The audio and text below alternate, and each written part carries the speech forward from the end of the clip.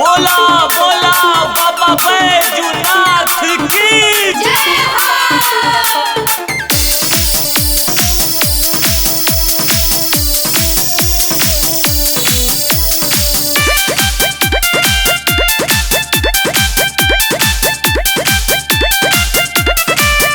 मन कोरेला सावन में सुनाए देवरू जलवा चढ़ाई हो।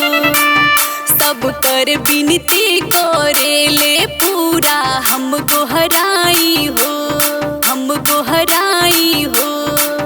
मन कोरेला सावन में सुनाए देवरू जलवा चढ़ाई हो। सब कर बिनती कोरेले पूरा हम गोहराई हो। बड़ी दूर बाड़े भोले बाबा के नगरिया, ए भौजी कैसे ले जइबू कांवरिया। ए भौजी कैसे ले जइबू कांवरिया। ए भौजी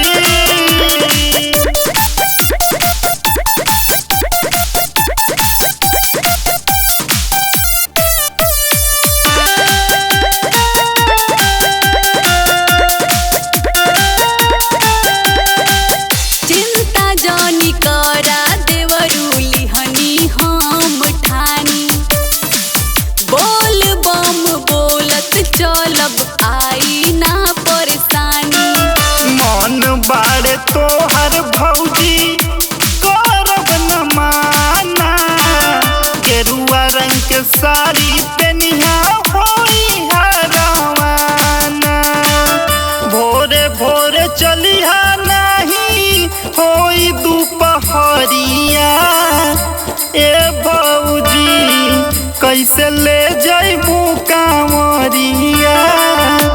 ए भौजी कैसे ले जइबू कांवरिया। ए भौजी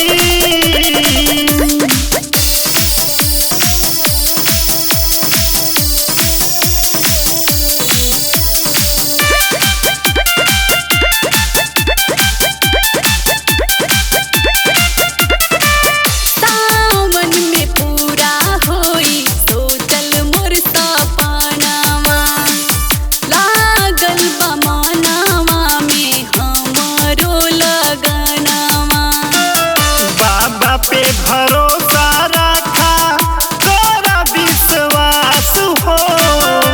जेके बोलई है उहे जाई उनके पास हो। कहेले अमित पुनित कठिन डगरिया। ए भौजी कैसे ले जइबू कांवरिया। ए भौजी कैसे ले